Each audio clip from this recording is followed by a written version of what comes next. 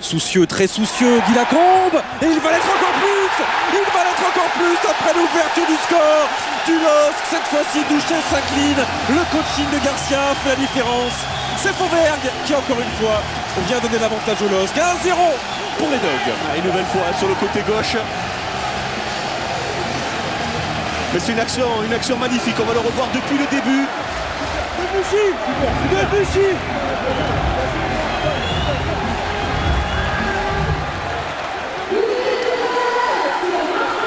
Il est pour Debuchy, ce but. Il est aussi pour Pierre-Alain Pro. Regardez ce superbe ballon d'abord Plestan Fauvergue qui décroche parfaitement.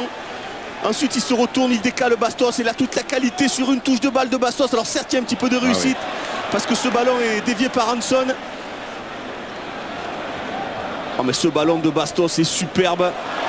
Ah, ce ballon, la frappe de Fauvergue qui paraissait ne même pas... Alors Cabaye. Bordeaux n'a encaissé que 2 buts de la tête cette saison.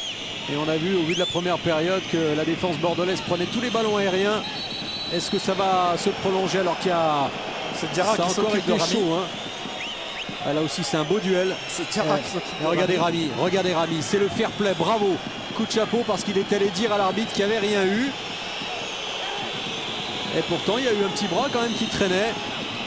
Mais belle preuve de fair play de Rami. Le coup franc qui est frappé, il a été tiré pas suffisamment fort. Aubragnac. Oh, l'égalisation de Ludovic Aubragnac, il est magnifique ce but. Et un but partout entre Bordeaux et Lille. La réaction seconde période de Lille ne s'est pas fait attendre.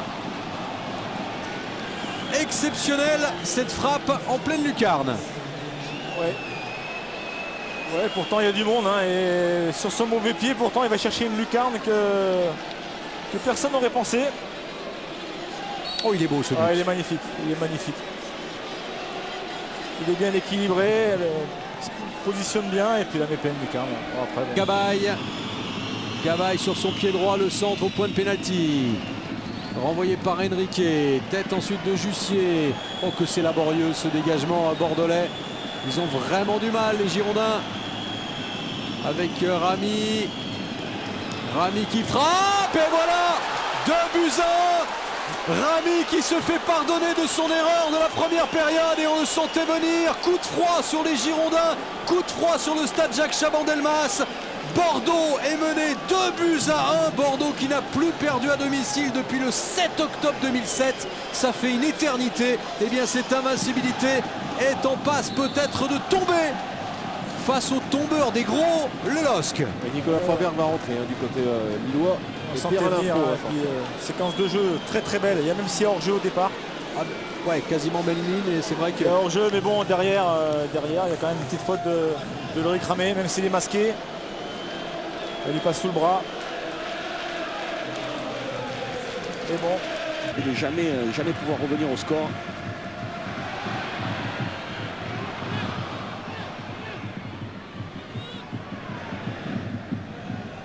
Hazard.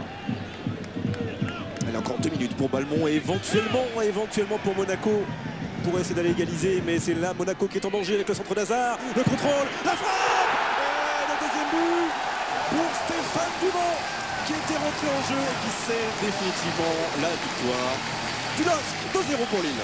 Vous avez raison Grégoire, vous attendiez un autre but, mais ce mouvement est superbe. Le contrôle de Dumont est magnifique, on va voir sur ce dribble éliminer son adversaire. Alors certes il y a une bonne offensive côté droit, plus pour temporiser que véritablement pour faire mal adversaire. Un hors-jeu mal aligné de la défense monégasque, un centre en retrait, regardez ce contrôle, toc, magnifique sur le contre. Ensuite après le contrôle il y a l'accélération qui est parfaite. Après l'équilibre est bon, il y a la puissance, le coup du pied bien orienté dans le sens du but. Et la touche à suivre pour le LOSC. Balmont. Bastos.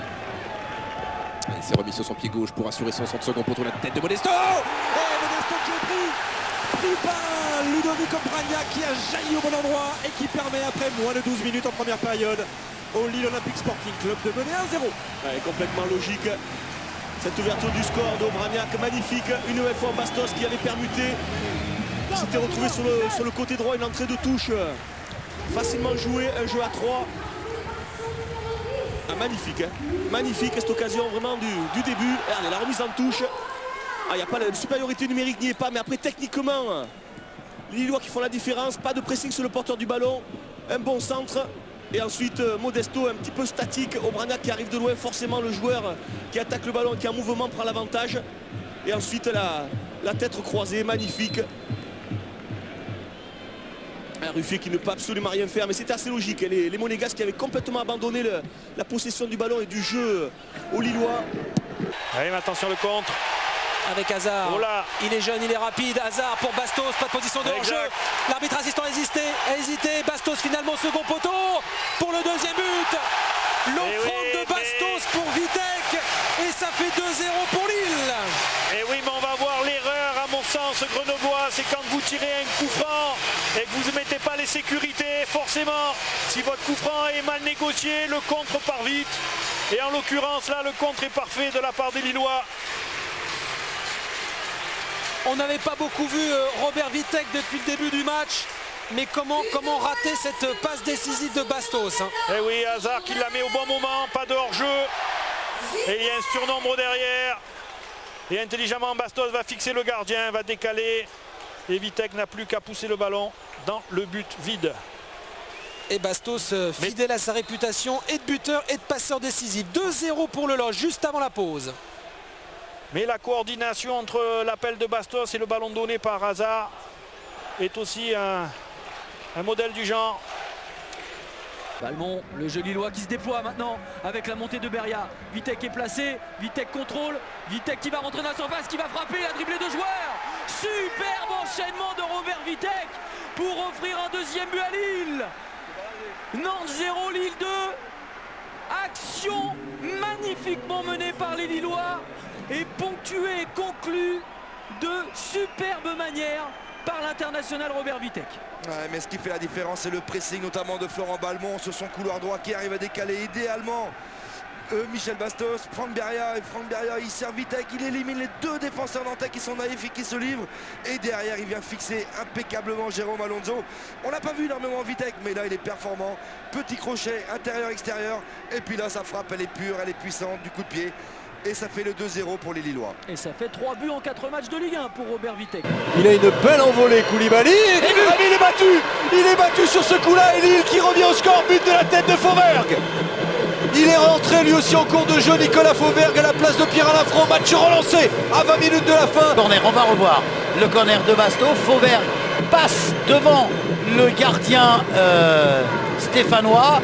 Superbe coup de tête de Fauvergue. Mais c'est en retombant, me semble-t-il, qu'il se fait mal. Oui, parce qu'il est battu, Koulibaly. Vous voyez, il est derrière. Et en retombant, il est peut-être absolument, il est mal retombé. Il est tombé sur le coude. En tout cas, le coup de tête de Fauvergue est sublime, David. Regardez, cette belle détente. Il est en retard, Koulibaly. Et c'est le 18e but encaissé de la tête par les Stéphanois cette saison. Le 20e sur coup de pied arrêté. Alors évidemment le point rageur de Fauvergue tranche